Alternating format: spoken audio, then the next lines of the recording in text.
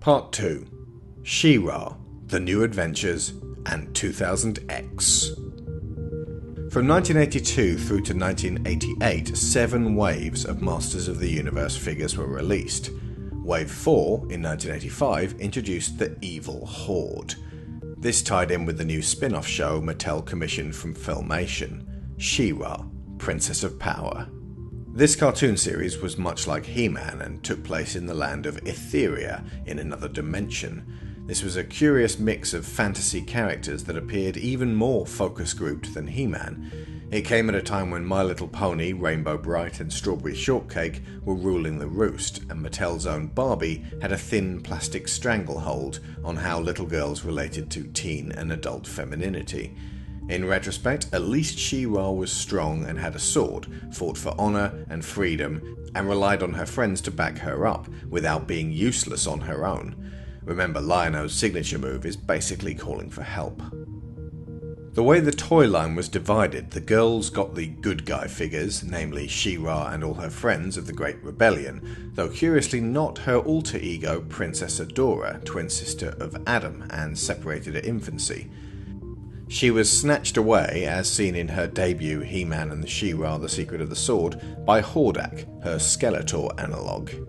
As mentioned above, Hordak and his horde of cronies, being ugly and violent looking, were marketed in the Masters of the Universe line alongside the heroic and evil warriors. Bo was a boy, but they got rid of his intimidating cartoon moustache. Catra was a villain, but was allowed to party with the good girls. The idea being that girls could pick up the villains, same as boys could pick up She-Ra and her rebellion if they ventured into the pink aisle in Toys R Us. But the marketing was a partisan affair. The ad campaigns are a perfect way to plainly see the differing approaches. He-Man toys featured moody, shadowy landscapes and dads playing with their boys while a disembodied chorus chanted "He-Man, He-Man, He-Man" along to the infernal drumming, while the boys screeched cute threats at one another on behalf of the characters. She-Ra's commercials were pink and cloudy and featured young girls playing alone, plenty of focus on beauty, and zero conflict, while a woman sang about how pretty and powerful She-Ra was. And girls were reminded, you can pretend, like the experience might be alien to them.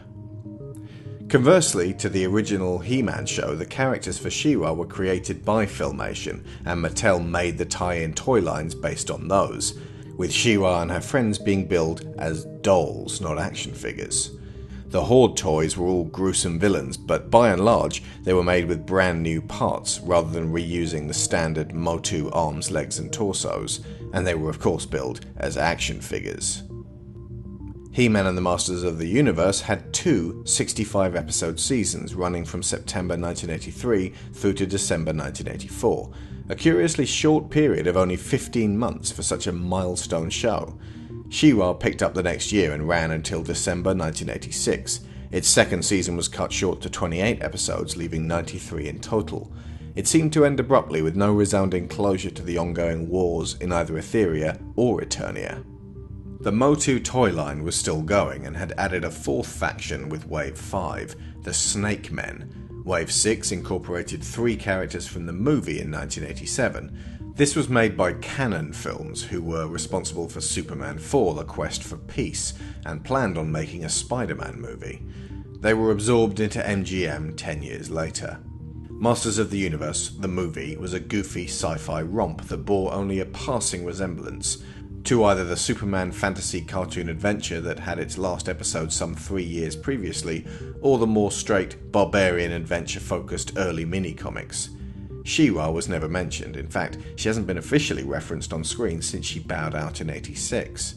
The camp and silliness was moved sideways, which is to say, it was still silly and camp, but everyone was wearing black instead of bright colours, and possibly the most underwhelming aspect, it was set for 80% of its runtime in a small, sleepy American town, which meant all the epic elements felt at odds with their surroundings. It was a critical and commercial flop, costing $22 million and making only $17 million back. Today it would have been made and marketed differently. In fact, the first Thor movie has an array of uncanny similarities. But in '87, the 10 highest grossing movies of the year were aimed squarely at adults. They were comedies like Three Men and a Baby and thrillers like Fatal Attraction. This is relevant to the toy line, as a phenomenally successful movie might have ensured that He-Man, like Transformers, never really went away. Thundercats never even got to the movie stage. Crucially though, the tie-in with the toy line was so feeble as to be almost non-existent. Since Man-at-Arms, He-Man, Sorceress and Teela, Skeletor, Beastman and Evil Lyn all had their own existing figures, rather than create movie versions of any of these, Mattel appeared to trust that kids would either own the originals or pick them up after having seen the movie, despite there being only fleeting links in their appearances. Instead, 3 original characters got movie figures: the virtually useless henchman Saurod, slightly less useless henchman Blade, and amusing Yoda substitute Gwildor, played with gusto by Billy Barty. But for some reason not the horrifying Karg, or Skeletor's many stormtroopers.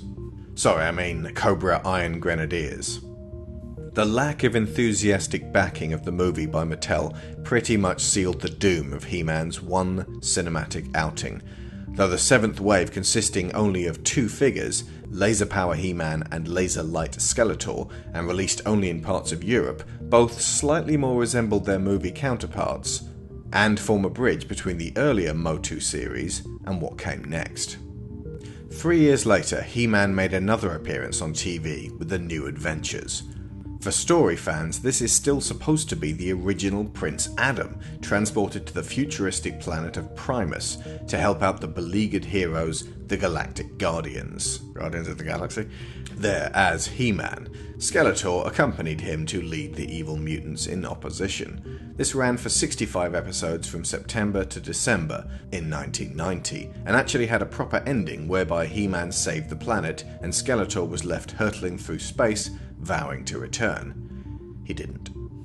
The toy line did not sell nearly as successfully as the first, partly because it was launched a year before the show aired in 1989, and by that point, kids would need a strong show to persuade them that this was the all-new, all-different, and specifically all-better He-Man. Also because it hit screens at the height of Turtle Mania, and most of the original fans were getting older. Netting new ones became a demanding prospect. The line ran until 1992, and aside from a brief relaunch of some classic MOTU figures in 2000, unchanged from their 1982 molds, that would be it for a decade of a masterless universe. Then in 2002, Mattel hit the toy stores again with a line that fully evoked the original series, but with a more angular, detailed look, employing master toy artists the Four Horsemen for all concept designs and sculpts. The new animated show was commissioned from Bill Schultz Productions to run on Cartoon Network. Both it and the toys were deliberately designed to evoke the originals, but then take them several steps further with more action all round and more attention paid to character. Man-at-Arms was refocused as a steely-eyed veteran. Adam was significantly smaller and more boyish than the enormous He-Man, and so everyone around him seemed less naive. Skeletor was actively threatening, though his minions were still bumbling and Orko was still annoying. Teela had more agency, and most fights, especially with her in them, were martial arts displays with plenty of smashing scenery. This was a curious production run that began by mirroring the original assortment. However, by Wave 2 they were already showing their hand with some poor choices. Over only a year and a half, which had, not coincidentally, become a long time in the toy business, 6 waves emerged, each with at least half a dozen regular-sized figures, frequently with deluxe or mini-figures. They weren't to every fan's taste, being slimmer, less stylized and possessing more baditude, though some, of course, like myself, loved the designs. But while the main character remakes were impressively updated, most fans agree far too many He-Man and Skeletor variations emerged alongside them, only to spend that year and a half and longer languishing on pegs. To put this in perspective, the original Masters of the Universe line, including the Horde, built for the She-Ra line, consisted of 70 figures, released over a 6-year period. Of these 70, 5 were different He-Man varieties: regular, battle armor, thunder punch, flying fists, and in some rare cases, laser power, and I guess Prince Adam too. Skeletor had regular, Battle Armor, Dragon Blaster, Terror Claws, and Laser Light, so that's 11 out of 70 if we don't count Faker, who is totally his own person. The 2002 line consisted of 81 figures if we include convention exclusives. 81 in a year and a half, a quarter the time the original line had to run its course. Of these 81, 33 were variations of He-Man or Skeletor, or a very slight armour or accessory variation on one of the existing Masters of the Universe like Man-at-Arms, Teela, Orko, Mekaneck.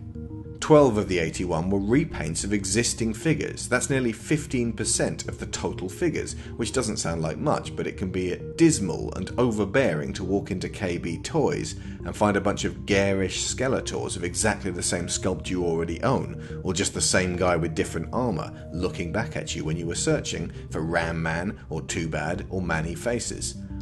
For both nostalgia-driven adult collectors and kids whose attention has to be divided between the many fresh examples of new hotness presented to you in toy and cartoon form. Ultimately, neither the animated show, which was cancelled just as Hordak was about to become the big bad, nor the toy line, which came to a close with the Snake Men tie-in series, could reach the feverish popularity it had before that Mattel was seeking again. Nevertheless, the line had several firsts for the series. The Four Horsemen were a huge part of the new look and have been key fixtures of the toy line ever since. We got the first San Diego and New York Comic-Con exclusive figures like Mossman, Faker, and She-Ra, the first Keldor, who was Skeletor before his face was burned off with acid, which happened in the first episode. Several of the Snake Men have had to have their names changed because they now clashed with Hasbro toys, the snake-themed enemies of G.I. Joe, necessitating the name change from Cobra Khan to Venom-spitting Khan, King Hiss to King Hiss, Rattlor to the General, and Kit Fisto in the Star Wars prequels requiring Fisto to become Battle Fist, despite the fact that this particular guy had some 18 years on the Green Jedi. Fortunately, the little rascals did not loom out of the 1920s demanding their exclusive rights to the He-Man Woman Haters Club back. The epilogue to this era, which bowed out in late 2003, was a series of collector-focused, non-posable action statues, or stactions, released by NECA between then and 2007, which filled in some gaps in the heroes and villains collection, and gave us a glimpse of what would have been in the pipeline for regular toy store shelves had the cartoon and toy line done gangbusters. These were again sculpted by the Four Horsemen, and now that they didn't have to make concessions to play features, they could go wild with the exaggerated look of the mythology, creating some of the most gorgeous and grotesque of all Masters of the Universe character renditions, including some of my all-time favourites. Their version of Battle Armor He-Man, Jitsu with a ridiculously oversized golden gauntlet, Webstore, and a version of the Sorceress based on her 2000s Egyptian goddess look. These are slightly bigger in scale than the toy line that preceded them, but fit in well next to them on collector shelves. However, this was just a prelude to what was around the corner.